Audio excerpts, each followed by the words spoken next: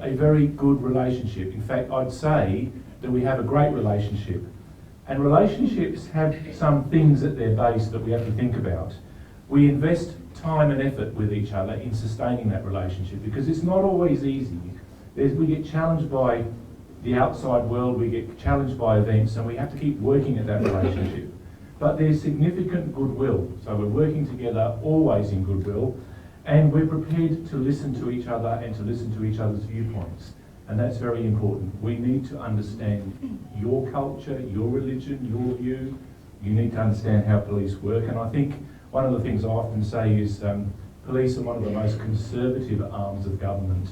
And to see police wanting to work with the community, listening and responding is very, very important, because if you can change those parts of government, then you can change all of government, I think. So today I have with me WA Police Commissioner Dr. Karl O'Callaghan. Thank you for being with us here today. Now, Commissioner, why are events like these really important? Well, they're important from our perspective as police because we need to get closer to communities and need to understand some of the community's issues. We want to work a lot closer with the Muslim community. Getting them here gives me an opportunity to talk to them and to meet a lot of the leaders in the Muslim community. Now, you mentioned multiculturalism and the rise of populism. Yeah. Now, why are you proud of our brand of multiculturalism here in Australia? Well, I think what we see in Australia is that people want to work together. They want to, communities want to work side by side. They want to share each other's culture. They want to understand each other. Some of the so-called multiculturalism in other countries means that people live in the community, but they actually stay separate. And from my perspective, that's not multiculturalism. No. Now, I understand you are retiring or you're moving on from the police force in August. Yes. So what do you count as some of your highlights working with the Muslim community? Well, I think we've seen the relationship between police and the Muslim community in Western Australia grow. And I remember back 5 or 6 years ago when we first started hosting the events, the numbers were quite small. Today there's 300 people here. Yeah, and there's absolutely. children and there's leaders, and it's a very, very good representation for me that things are going well. Yeah, and how do you hope to see these events grow in the future, even when you're not here? Well, look, I think what will happen is the advisory committee, the Muslim advisory committee for police will continue.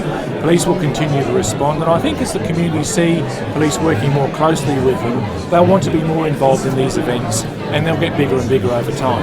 And one final question, what are your plans after you leave the police force? Well, I've got 3 foster children, so they're going to keep me really busy at home. Of course, well there you go. Thank you so much for chatting with us today here at Leaders.The. Thank you very much. And good luck, especially with the parenting.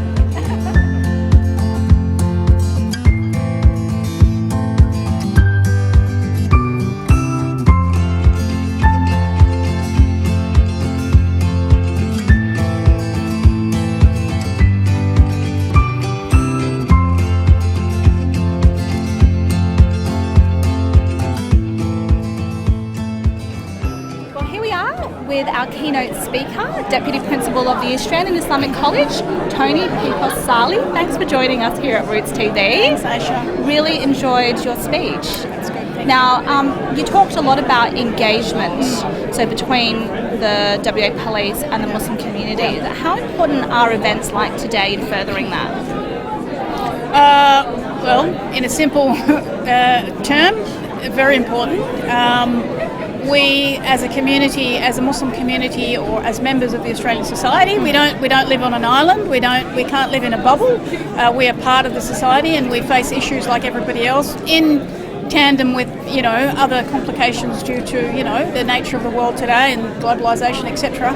So these sorts of events where we make connections with members of the police and the community are essential to just establishing that ongoing relationship and engagement with the community and the police to further the prosperity and the cohesion and the harmony of our society.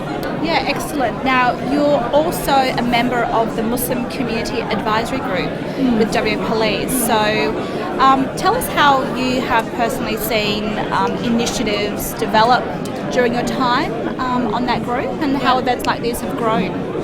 Yeah, well, I've seen, like I said in my speech, I joined in late 2014, so This would be the third year now. I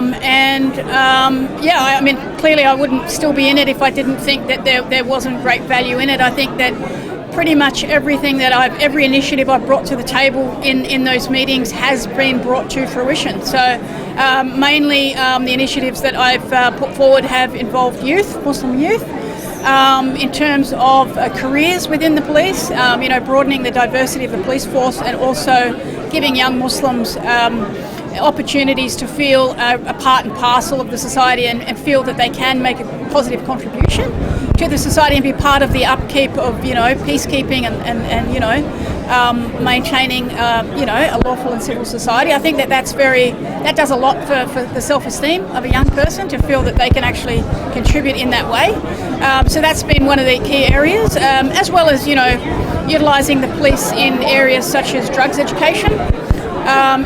All of those pertinent, radicalisation, any areas that are pertinent to the youth and, the demographics of our community. And also it's quite noteworthy that, and you did mention this in your speech, that you are the first Muslim woman at an event like this to address the community and the Imams. How important is it for women to be really engaged in the process?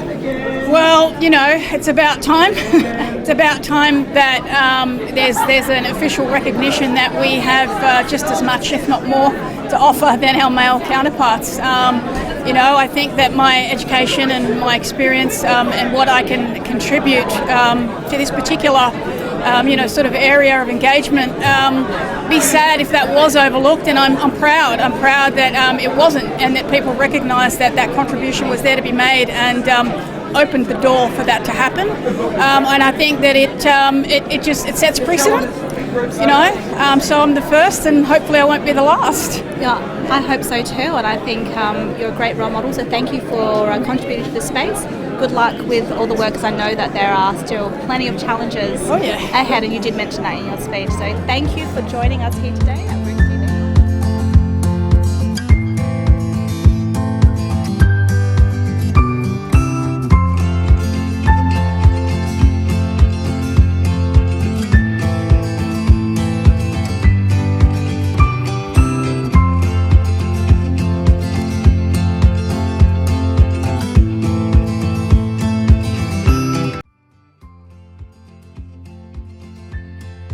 Of the agency, so not only internally, but being able to go to people and speak to people and learn from them and understand what's going on in their community is really important for us.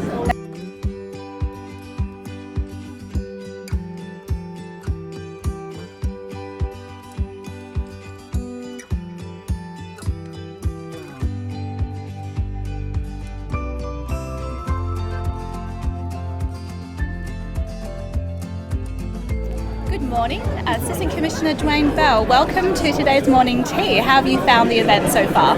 This is yet another exciting event. It's always great to break bread and have this morning tea with everyone, get to renew old acquaintances and meet new people. Wonderful, and I noticed that you were very good with your pronunciation with the Arabic and Islamic phrases, so have you been practicing? Well, it's been good. I've been in this area for about 15 years with WA Police doing community engagement in various forms, and hopefully I'm glad to see the practice has paid off. Yeah, it has indeed. It's a very good look, by the way. So tell me about the recruitment process, and what words of advice do you have for young people within multicultural communities, particularly the Muslim community, who perhaps want to join the police force one day? Look, WA Police are really keen to get people from the Muslim community in to work alongside us. Whilst events like this are really good so we get an understanding and work with the community, nothing works as well as having Muslim people working in police. And you've seen some of our officers, Zen in particular, who gets around and does a lot of work. She's very popular. A very popular lady, but also does a really great job and represents well. But it's only one small part. We'd like to make sure that we increase that. I suppose there's a couple of things I do want to say. Firstly is that some time ago we went through and looked at all the policy and practices that might restrict it. So you'll notice now we've changed our uniform policy so that we can observe religious dress codes and things like that. So we've accommodated anything else that might be a barrier from that dress. The hijab, for example, also about addressing other forms of modesty that might need to be required. And certainly there's no barriers in terms of those requirements anymore. They've all been removed. The second one is that we've got a range of pathways in. And sometimes people think of the full uniform police and doing that role, but we have a range of opportunities, either working with us in other specialist roles, whether that's support services. Then we have ranges where we can start off as a young person, as a cadet. We have other roles that do support but are in uniform, so they do around property, custody, a whole range of what we call auxiliary roles. And they're often too a good pathway to move into be a fully fledged police officer in the longer term. So sometimes people come to the front gate and it's a difficult process to get through, a lot of requirements. If they're unsuccessful, they move away and we don't see them again. I want to encourage everyone that there's a whole range of roles to come into WA Police Force. Have a look at all of those, and sometimes it might be a longer journey to get to your ultimate aim, but don't be dissuaded. Look at one of those ones, see how you can come in, make a difference, really enjoy it. I've been here 39 years, it's a great job, it's great to meet with the community.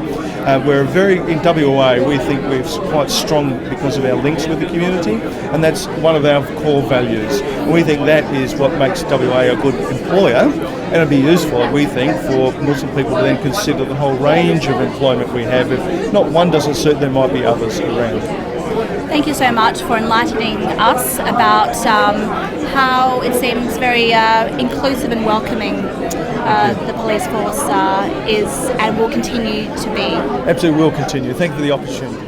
Thank you so much. Appreciate it.